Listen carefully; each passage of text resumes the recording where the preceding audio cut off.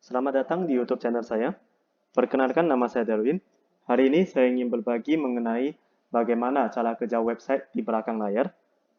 Sebelumnya ingat like dan subscribe YouTube channel saya untuk dapatkan notifikasi terkini seputar dunia teknologi dan informasi-informasi yang pasti bermanfaat untuk Anda. Bagaimana cara kerja website? Saya ambil contoh e-commerce di Indonesia, www.radatime.co.id. Dalam satu website, yang paling penting kita perhatikan pertama kali itu adalah HTTPS-nya. Apa manfaat HTTPS? Kita lihat manfaat HTTPS. Jadi informasi yang dikirimkan itu akan dienkripsi dan hanya dapat diakses oleh klien dan server tujuan. Jadi goalnya adalah mengamankan klien dan server dalam hal komunikasi. Bagaimana cara kerja klien dan server itu berkomunikasi? Ketika saya mengklik link ini, saya enter, mata saya itu, atau saya pribadi, itu adalah pengguna, klien. Bagaimana caranya? Gambar ini, dan logik, misalnya saya klik ini, dia bisa next. Nah, itu semuanya diambil dari server. Jadi server mengembalikan apa request dari saya. Jadi sistemnya adalah request dan respon.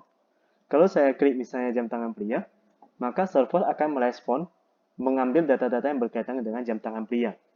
Akan tetapi, dalam proses pengambilan data itu di belakang layar pasti ada programnya, ada source code-nya yang membuat semua logik itu bisa berjalan. Di dalam sistem client server ada two tier dan ada three tier. Two tier ini adalah client dan server. Jadi client dan tadi saya bilang pengguna ya. Kalau server berarti dalam satu provider, misalnya saya beli hosting atau saya beli VPS, di dalamnya itu dalam satu tempat saya pasang, saya upload app beserta DB. Jadi satu tempat. Kalau three tier, saya harus beli dua provider. Satu untuk server app, source code, satu lagi server DB. Sehingga klien, si pengguna, dia tidak bisa mengakses langsung ke database. Dia harus melewati app terlebih dahulu. Kita lihat kalau dari gambar three tier, ya seperti ini. Klien, ini berarti pengguna. Nah, database, kayak ini aja. Klien berarti pengguna, kemudian business logic, ini application, kemudian database-nya di belakang layar. Database kalau memang berkaitan satu sama lain, berarti database-nya satu, sementara kalau aplikasinya itu bisa lebih. Nah, dari gambar ini sudah terlihat jelas, klien tidak bisa mengakses ke database. Dia harus melewati ini. Nah, kalau two tier, dua-duanya ini bergabung jadi satu tempat. Apa plus minusnya? Two tier, minusnya adalah kalau ada cracker yang tidak bertanggung jawab berhasil bobol, maka habis semua. Nah, kalau three tier, dia menyelesaikan masalah tersebut. Sehingga kalau terjadi kebobolan, yang rusak itu hanyalah di application. Data tidak rusak. Berarti dalam hal ini, mana lebih penting? Aslinya, dua-duanya penting. Akan tetapi, kalau melihat dari sisi prioritas kepentingannya, maka database itu yang lebih penting.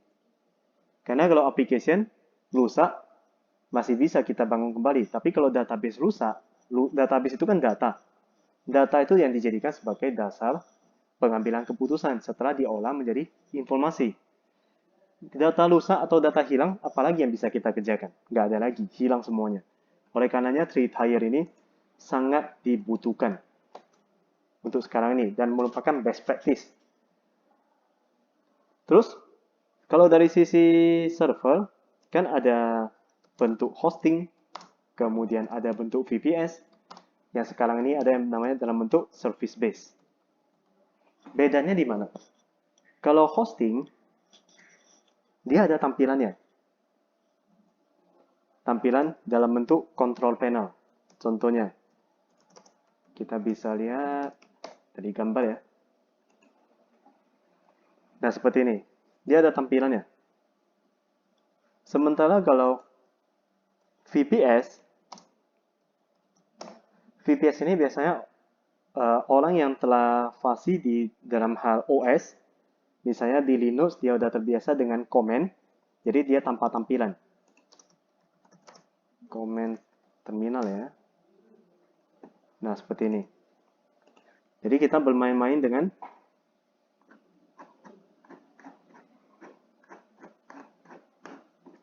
nah, seperti ini. Jadi tidak ada interface sama sekali. Tidak ada GUI-nya, graphical user interface. Dia semuanya dalam bentuk script atau komen. Berbeda dengan service base. Kalau service base dia ada satu tempat menyimpan source code yang mirip dengan server app. Sebenarnya sama aja konsepnya, hanya saja dia dibagi dalam bentuk microservice. Jadi bagian-bagian yang kecil, misalnya login disebut satu service, kemudian add to cart satu service, check out juga satu service. Jadi beginilah tiga pendekatan ini dari sisi provider server. Kalau untuk database mudah, ini hanya untuk menyimpan database saja. Misalnya database SQL Server, MySQL, PostgreSQL, dan sebagainya. Berikutnya dari sisi tampilan website, ada tiga jenis. Yang pertama adalah tampilan desktop. Ini adalah tampilan desktop. Saya membuka website dari browser menggunakan laptop atau PC. Yang kedua adalah mobile view. Menggunakan handphone, membuka browser. Nah, jadi tampilannya kurang lebih seperti ini. Kalau saya dari desktop, bisa klik kanan, inspect element. Nah, setelah inspect element, nanti tampilannya seperti ini. Ya, kayak ini aja. Jadi inilah tampilan website yang dibuka menggunakan browser di handphone. Yang ketiga, kita bisa membuat apps. Apps itu ada tipe Android, ada tipe iPhone atau iOS. Bagaimana cara pengembangannya? Dalam pengembangannya pun, ada pengembangan website. Ini jelas. Inilah yang disebut website. Nah, dalam website, yang butuh kita jaga itu desktop view. Ini, tetapi yang sudah saya jelaskan. Kalau yang berikutnya adalah web view. Jadi desain pun harus diperhatikan. Nah, web view-nya itu gimana? Jangan pula di sini tampilan desktop. Saya balik lagi ke homepage.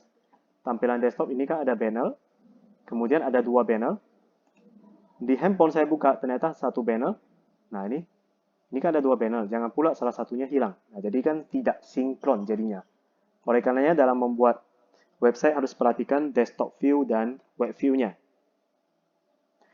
Kemudian untuk apps bagaimana? Apps ada dua pendekatan. Bisa menggunakan hybrid, bisa juga menggunakan native. Ini apps. Hybrid, dalam proses pengembangannya, cukup develop satu kali, dia sudah bisa mensupport Android dan iOS. Contohnya apa? Hybrid Apps Framework. Ada React Native, Ionic, Mobile Angular UI. Oh, ini untuk UI ya. Ada Flutter, Xamarin. Jadi di sini ada framework-framework yang telah tersedia. Kita develop satu kali, udah bisa di-upload ke Android melalui Play Store dan iOS. Kemudian kalau untuk native, berarti nggak ada cara untuk sekali develop langsung dipakai di dua tempat. Dia nggak harus di develop untuk Android, kemudian develop juga untuk iOS. Nah, oleh karena di sini disebut develop dua kali. Ini yang disebut istilahnya native. Pengembangan app secara native. Kalau dari sisi performa, ini ada plus, ada minus. Kalau hybrid, menghemat waktu. Udah jelas, develop satu kali saja. Tetapi kalau native, kekurangannya kan terbalik ya, waktu lebih banyak yang kita butuhkan untuk pengembangan. Kelebihannya adalah dari sisi speed. Lebih ringan, bukan speed aja, tapi size. Kalau hybrid, size-nya lebih gede. Native, size-nya lebih kecil. Karena di hybrid itu dia kan karena bisa mengakomodasi Android dan iOS. Oleh karenanya dia ada modul-modul yang banyak untuk mengakomodir masalah kompatibel. Kalau di native dia terbalik. Kan kita develop berdasarkan modul apa yang dibutuhkan, itulah yang kita pakai. Untuk native contohnya apa? Kita bisa menggunakan contoh Kotlin atau bahasa pemrograman Java biasa, tetapi dia nggak murni Java, dia harus menggunakan pendekatan di apps. Ini dari sisi tampilan. Berikutnya, bagaimana infrastruktur dari sebuah website? Selain dari masalah 2-tier, 3-tier yang tadi kita bahas, sekarang ini kita sering dengar ada lowongan kerja back-end developer, front-end developer, dan full-stack developer. Fokusnya apa? Kalau back-end, orang yang mendevelop khusus untuk logic. Kalau front-end, dia develop khusus untuk tampilan. Kalau full-stack, dia develop dua-duanya. Berarti full-stack saya nggak usah jelaskan, karena ini dan dari sisi profesi. Sekarang untuk back-end dan front-end. Back-end, dia yang mengurus bagaimana logic ketika saya mengklik ini, mengakses ini. Misalnya, oke, saya buka salah satu produk. Saya beri sekarang. Oke, ya tampilkan proses beli. Nah, gimana caranya bisa masuk ke keranjang belanja? Apa yang telah saya klik? Ya itulah yang bekerja di belakang layar. Itulah tugas dari PN. Kalau front end, gimana tampilannya seperti ini? Kenapa bisa otomatis centang? Nah, ini adalah orang yang berfokus ke front end. Bagaimana cara mereka berdua berkomunikasi? Yaitu dengan menggunakan perantara JSON. Oke, jadi kalau secara tahapan komunikasinya, database, dia yang berkomunikasi dengan BN, baru BN nanti berkomunikasi ke front end. Formatnya gimana? Ini biasanya yang populer itu adalah menggunakan JSON. Apa itu JSON? Turunan JavaScript yang digunakan dalam transfer dan penyimpanan data. Atau kepanjangannya adalah JavaScript Object Notation. Jadi kurang lebih dia seperti gini gambarnya.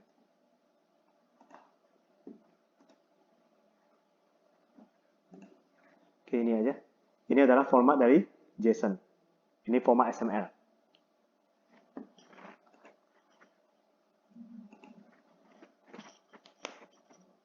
Ada framework di website, ada banyak ya. Dan di sini karena saya punya pengalaman di Laravel, jadi saya akan jelaskan yang Laravel. Dia menggunakan prinsip model view controller. Sebenarnya kurang lebih sama dengan backend dan frontend. Apa itu model, apa itu view, dan apa itu controller? Model ini adalah yang titik untuk komunikasi dengan data, database. Kalau view dengan tampilan. Kalau controller sebagai perantara antara model dan view. Kalau digambarkan secara visual, berarti database. Ini model. Jadi model tidak ada logic sama sekali. Logiknya taruhnya di mana? Di bagian controller. Bagaimana controller itu bisa merespon ke view? Ya tergantung. Jadi di sini, inilah ada client. Client request apa? Saya request ke sini. Nah ini kan ada linknya ya. Ada rootnya. Berarti requestnya kemari. Kemudian view akan mengkomunikasi ke controller. Controller akan jemput data apa-apa aja saya yang dibutuhkan untuk ditampilkan kemari. Jadi dia akan olah sedemikian rupa di controller, balikan ke view, baru ditampilkan ke client. Jadi DB, model, controller, view, baru ke client. Selain dari itu, ini saya sebagai tambahan mengenai masalah HTTPS itu ya. Jadi kan ini adalah sistem 3-tier, client, server app, server DB. Ada satu di tengah, ini disebut reverse proxy. Manfaat dari reverse proxy untuk kepentingan speed, bisa untuk kepentingan security, dan masih banyak lagi. Contoh reverse proxy yang pernah saya pakai itu adalah Cloudflare. Apa itu Cloudflare? Kita lihat dulu manfaat Cloudflare. Jadi bukan hanya satu ya, dia masih ada reverse proxy yang lain. Manfaatnya dari reverse proxy itu adalah bisa meningkatkan kinerja website, optimasi website, perlindungan dari bot dan ancaman, melindungi website dari spam, memberikan peringatan, dan browsing mode offline. Browsing mode offline artinya ketika server terjadi downtime, misalnya app down atau server DB yang down, maka reverse proxy dia awalnya itu telah melakukan caching, dia telah cache. Sehingga walaupun mereka dua ini servernya ini down, klien mengakses dia tetap bisa melihat website tersebut. Manfaatnya apa? Kita bayangkan kalau sebagai seorang pengguna, saya udah mau memberi satu produk, udah masuk ke website, ternyata websitenya down. Apa yang terjadi? Mungkin bisa kehilangan trust, kepercayaan. Yang kedua adalah karena masalah, kalau kita ketahui waktu itu kan sangat penting. Kalau waktu terbuang, mereka pun akan beralih ke kompetitor. Jadi di sini sangat penting menjaga customer atau istilahnya customer satisfaction. Jadi dari sisi teknologi pun bukan hanya fokus ke teknologinya semata, hanya membangun website semata, tetapi harus memikirkan faktor psikologi juga. Jadi, reverse proxy itulah manfaatnya. Nah, selain dari itu, dia juga bisa security, menyamarkan IP. Bilanglah, IP server app ini 192.168.10.2, server DB 22. Reverse proxy dia akan menyamarkan. Jadi kalau terjadi serangan oleh cracker, dia nggak bisa langsung tahu, oh IP server itu berapa, dia nggak. Jadi dia tersamarkan. Sehingga kalaupun cracker dia mau melakukan sesuatu, ya paling tidak dia memakan waktu, butuh waktu untuk bisa masuk ke backbone dari server website kita. Untuk tambahan lain, masalah security, ada same origin, isu same origin. Ini kan dadatime.co.id. Misalnya, saya selaku pelaku e-commerce, saya masih punya satu website lain. Misalnya, darwintime.co.id. Nah, kalau kayak gitu, bagaimana caranya kalau saya mau mengambil, mau kongsi gambar? Jadi gambar yang telah saya upload mau ditampilkan juga di sana. Sebenarnya secara konsep, secara estetika itu nggak boleh. Karena beda domain itu udah dianggap beda pemilik. Nah, untuk kepentingan security seperti itulah, makanya di Cloudflare ini pun ada istilah, apa istilahnya, ada hotlink image. Nah, itulah yang menjaga memprevent. Nah, selain itu kita juga harus menambahkan namanya same origin. Jadi memastikan gambar yang ada di dalam website tidak bisa diambil begitu saja oleh domain lain. Manfaat same origin, istilahnya same origin policy.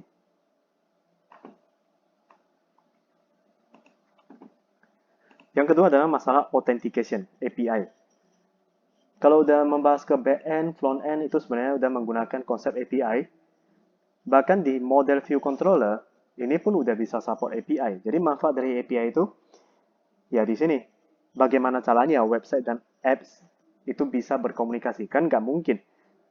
Di website saya buat ada logic sendiri, kemudian di apps ada logic sendiri. Kalau secara proses bisnis ada penambahan logic, karena bisnis kan terus berkembang, kebutuhan terus berkembang.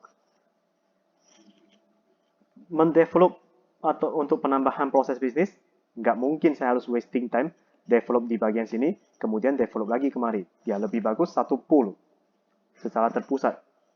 Logic di satu tempat, kemudian dari sisi tampilan, barulah disajikan dari sisi untuk web dan disajikan dari sisi application. Seperti itu. Inilah konsep API. Coba kita lihat. Manfaat API.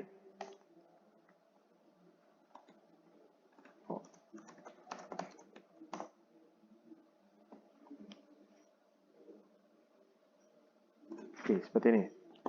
Jadi database-nya satu. Ini kan backend. Backend mau disajikan datanya ke front-end, front, muka. Itu adalah user interface. Bisa Android, bisa iOS, bisa untuk desktop dan browser. Ya, ini juga termasuk 3-tier. Kalau tanpa menggunakan API, untuk merealisasikan ini nggak mungkin. Justru dengan API lah, maka bisa multi-platform. Yang multi-platform hanya tampilan. Logikanya itu tetap satu tempat, satu pool. Dan front-end tidak bisa akses ke database. Dia harus melalui back-end terlebih dahulu. Terpenuhi juga 3-tier.